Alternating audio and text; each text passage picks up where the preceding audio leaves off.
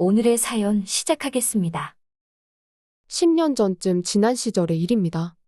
제가 원래는 서울에서만 쭉 살았었는데 당시에 개인적인 신변 문제도 있고 해서 경기도 쪽에서 살게 된 적이 있었습니다. 그쪽이 약간 다문화 그런 쪽으로 유명한 곳이었어요. 그래서 처음에 이사를 갔을 때는 동네 구경을 한번 해보고 싶었습니다.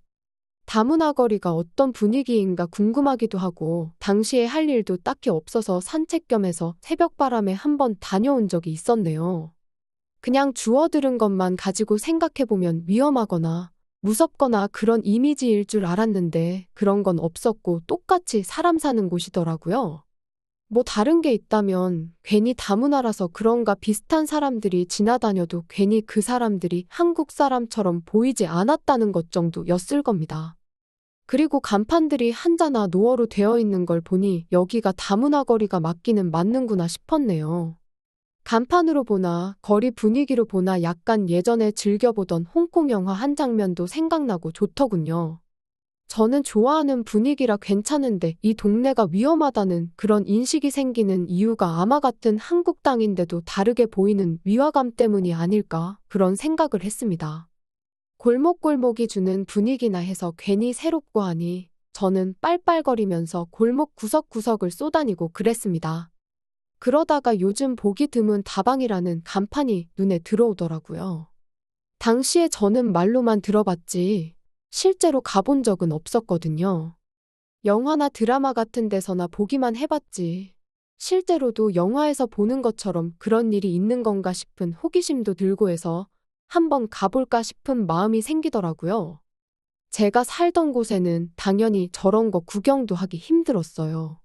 아예 가볼 일도 없었고, 있었다고 해도 더 좋은 곳이 많은데 굳이 저런 데를 가겠나 싶기도 하더고요. 새벽 바람부터 나와서 그랬나 동이 트면서 날이 점점 밝아지기 시작하니 거리에도 사람들이 조금씩 늘어나고 분주해지는 게 느껴지기 시작했습니다. 그런데 사람이 많아지니까 보는 눈도 괜히 많아지는 것 같더라고요. 세상에 저를 누가 신경이나 쓸까 싶었지만 그래도 들어가는데 괜히 눈치 보이기 전에 사람 없을 때 가는 게 낫겠다 싶어서 어서 빨리 발걸음을 재촉했습니다. 입구가 특이하게 건물을 정면에 두고 옆으로 빠져서 지하로 내려가는 구조였습니다. 그렇기에 더욱더 제가 생각한 그런 곳이지 않을까 하는 기대도 생기더군요. 카운터에서 엄청 밝은 분위기에 당시 저보다도 한 5살은 어려 보이는 아가씨가 인사를 해주더군요. 속으로 그때 땡 잡았다 싶었지요. 좀처럼 받기 힘든 밝은 인사를 받고 괜히 헛기침을 하면서 어느 자리에 앉을까 하다가 혹시나 만약을 대비해서 출구 가까운 곳으로 자리를 잡아 앉았습니다. 괜히 바가지일 수도 있고 내 상을 입을 수도 있지도 않겠냐는 생각이 들었거든요. 그런데 한참을 앉아 있었는데 혹시나 진짜 여기는 찻집이 아닐까 싶은 생각이 들었습니다. 괜히 저만 쪽당하는 게 아닌가 싶기도 하고 여러모로 마음이 이상했네요.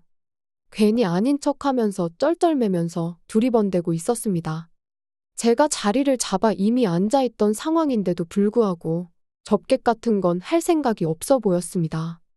인사는 세상에서 제일 밝게 해줬으면서 옆에 와서 앉는다든지 뭐 마실 건지 물어본다든지 그런 거 하나 없이 그냥 카운터에 기대서 앉아 가만히 화장만 계속 고치고 있는 겁니다. 헛기침을 하면서 눈치도 주고 했는데 그 아가씨는 계속 딴 곳만 보고 저는 신경도 안 쓰다가 저 뒤쪽에서 인기척이 들리더니 드디어 누가 나오더군요. 그런데 뒤에서 나온 사람은 나이가 좀 있어 보이는 그 당시 저에게는 저희 막내 이모보다 조금 어린 사람이었습니다. 뭐라고 해야 할지 약간 애매하게 나이가 많아 보이고 애매하게 예쁜 그런 느낌이었습니다. 분명 제 또래 정도 되었을 때는 어디서 한가닥 하기는 했을 것 같아 보였지만 나이를 숨길 수는 없어 보였어요. 그러다 드디어 제가 안절부절하고 있다는 걸 눈치채고 제 곁으로 후다닥 와서 자리에 앉더군요. 그러더니 저한테 뭐 마실 거냐고 물어보더라고요. 쟤는 온 지 얼마 되지도 않고 돈 벌 생각도 없어 보인다고 하면서 대신 사과까지 해주더라고요. 솔직히 이제와 생각해보니 그 아가씨는 제가 맘에 별로 안 들어 보였고 그래서 이 이모한테 저를 떠넘긴 게 아닌가 하는 생각이 듭니다. 아무튼 저도 어디서 본 건 있어서 둘둘둘해서 진하게 커피 한 잔 좀 타달라고 이야기했습니다. 그런데 그 누님은 주문을 받았는데 커피를 만들러 가지는 않고 오히려 저를 보더니 저를 오빠라고 부르더군요. 그러더니 내 거도 한 잔 사줘야 하는 거 아니냐며 친한 척 물어왔습니다. 솔직히 한 잔만 사야 하는 게 아니란 건 알고 있었는데 누가 봐도 이모뻘 되는 사람이 저한테 오빠라고 부르는 것부터가 조금 그랬거든요.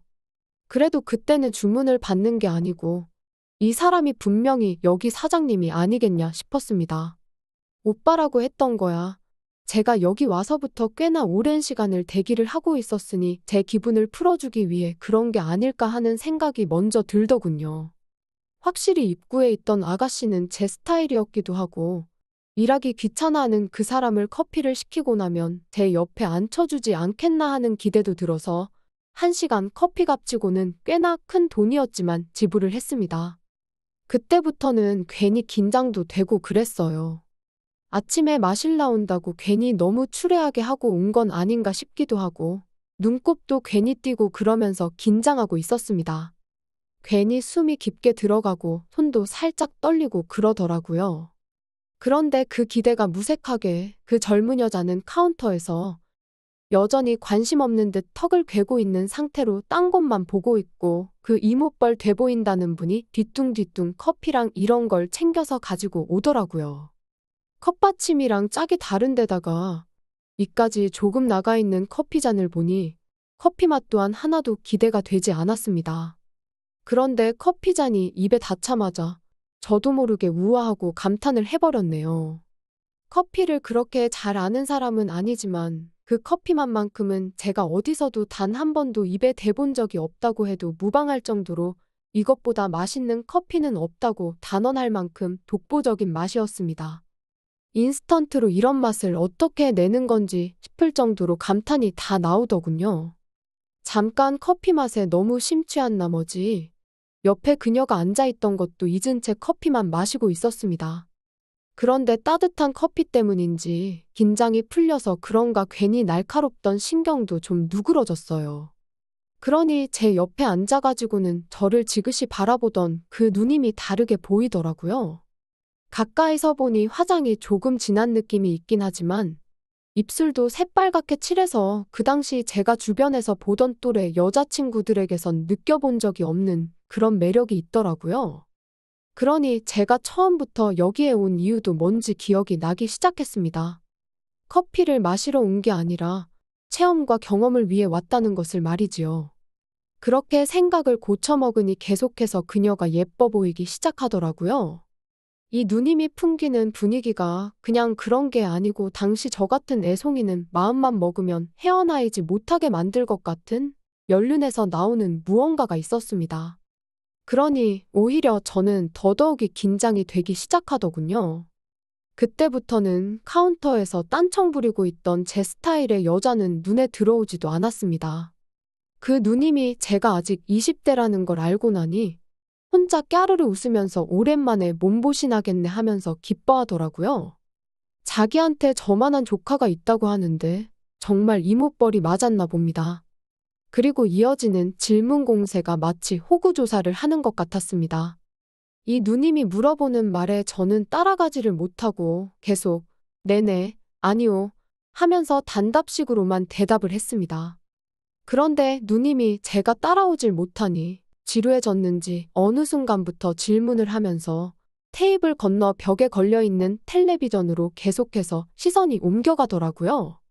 얼마나 정적이 흘렀는지 저한테는 커피값에 포함된 1시간 중 몇 분 안 되는 시간이었는데 이거 이대로 가다가는 이 누님은커녕 커피만 먹고 가겠다 싶어서 안 되겠다 싶었습니다. 그래서 누님한테 커피 한 잔 더 마시고 싶다고 1시간 정도 더 있다 가면 안 되겠느냐고 조용히 말을 걸었지요. 누님은 제 말을 듣더니 피식하고 저를 깔보듯이 웃더군요. 장소가 주는 묘한 분위기와 누님이 앉아있는 저를 위해서 아래로 내려다보며 짓는 미소에 그 새빨갛게 칠해놓은 입술까지 삼박자가 다 들어맞아 떨어지니 점점 제 시선은 오갈 곳을 잃고 심장은 쿵쿵거리며 뛰기 시작했습니다. 누님이 커피를 제 앞에 내려놓는데 한쪽 뺨으로 웃으며 저를 시선으로만 흘금 보더라고요. 제 앞에 내려놓은 커피잔에는 커피가 없는 빈잔이었습니다. 누님은 제가 커피가 없는 걸 확인하고는 나갈까? 하고 제게 말을 걸어왔습니다. 이제서야 올게 왔구나 하는 생각이 들었네요. 그런데 그녀가 저한테 시간은 정확하게 쳐줄 테니까 일단 자기랑 어디 좀 들리자고 하는 겁니다. 무슨 급한 볼일이라도 있는 줄 알았는데 길가에 붙어있는 첨가점에 들어가서 야채를 몇 개 사더라고요. 오늘 집에 뭐 음식 좀 해놓아야 하는데 이러면 곧바로 퇴근하면 시간이 딱 맞겠다면서요. 참 그때 반성을 한 게 이 사람들 또한 삶이 있고 인생이 있고 가정이 있는 사람들이라는 생각을 했다는 점이에요. 먹고 사는 게 다 똑같은 건데 당연히 일상이 있을 거라는 그런 생각은 안 했던 거죠. 그리고 나서 향한 곳이 저희 집입니다. 아무래도 공간이 있어야 할 텐데 원래는 저도 아무리 혼자 산다지만 집까지 끌어들일 생각은 없었거든요. 그런데 먼저 집으로 가자고 물어보니 거절할 수가 없었습니다. 집에 문을 열고 들어오니 곧바로 아까까지의 모습은 온데간데 없고 마치 마트에서 장보고 돌아온 신혼부부 마냥 눈빛부터가 돌변하더군요. 연륜에서 나오는 건지는 모르겠는데 정말 정신을 차릴 수가 없었습니다. 짧고도 강렬했던 시간이 지나고 아침부터 동네를 볼볼거리며 돌아다녀서 그런가 온몸에 힘이 쭉 빠지는 그런 느낌이었습니다. 그녀가 제대로 쳐준다는 시간은 많이 남아 있었는데 저는 남은 시간이고 뭐고 그냥 이대로 잠에 들어버렸으면 좋겠다는 생각이 들더군요. 그래서 그녀한테 저는 이만 괜찮은 것 같다고 잠깐 쉬겠다고 말하고 깊은 잠에 빠져들었습니다. 얼마나 잔 건지 모르겠는데 부시럭대는 소리에 잠에서 깨게 되었습니다. 그런데 당연히 돌아갔을 줄 알았던 그녀가 제 부엌에서 아까 전 사온 재료들을 가지고 음식을 하고 있더라고요. 저희 집에서 뭐 하시는 거냐 물어봤는데 약속한 시간도 남았고 자기도 좋았다면서 어차피 밤새도록 일했고 오늘도 저녁에 다시 출근해야 하는데 막상 집까지 가려니 시간도 애매하고 하더라고요. 그냥 여기서 해저물면 다시 출근하겠다고 하면서요. 저한테 혼자 살면 밥도 제대로 못 챙겨 먹을 텐데 이리 와서 점심이나 먹으라는 겁니다. 요리 솜씨도 제법이더라고요. 그렇게 식사가 끝나니 그녀가 어디 체력이 다시 돌아왔느냐고 묻더라고요. 그 길로 바로 2차전에 돌입했습니다. 그녀 말로는 밤새 일했고 집에 가려는 와중에 제가 들어온 거라고 하는데 자기도 피곤하고 힘들 텐데도 이렇게 저를 신경 써주는 모습이 참 고맙더라고요. 그 뒤부터는 그녀는 제 애인 같은 사람이 되어 있었습니다. 아무래도 나이 차도 있고 그녀도 직업이다 보니 진짜 애인은 되지 않았지만 우리 둘만 좋으면 되는 게 아니겠나 하는 생각이었어요. 이틀 연속 쉬는 날에만 집에 돌아가고 그녀가 일하러 나와야 할 때는 보통 저희 집에서 머물고 그랬습니다. 항상 일에 지쳐서 피곤할 텐데도 저를 위해 신경 써주는 모습이 참 좋았어서 그런지 제 인생에서 그녀가 참 기억에 많이 남습니다. 그녀와의 인연은 제가 이사를 가기 전까지 계속되었고 제가 이사를 가게 되면서 자기 같은 사람 계속 만나봐야 좋을 것도 없다며 이제는 저희 미래를 위해 노력하라며 저를 응원해줬습니다. 그 이후로도 연애는 몇 번 해봤지만 그렇게 자신을 희생하면서까지 저에게 모든 걸 다 해주는 사람을 만나본 적이 없습니다. 몇 안 되는 인연에 그런 사람을 또 만나본 적이 없어서일 수도 있겠지만 저한테는 10년이 더 지난 이 시점에도 기억에 참 오래 남는 둘도 없이 좋은 사람이었습니다.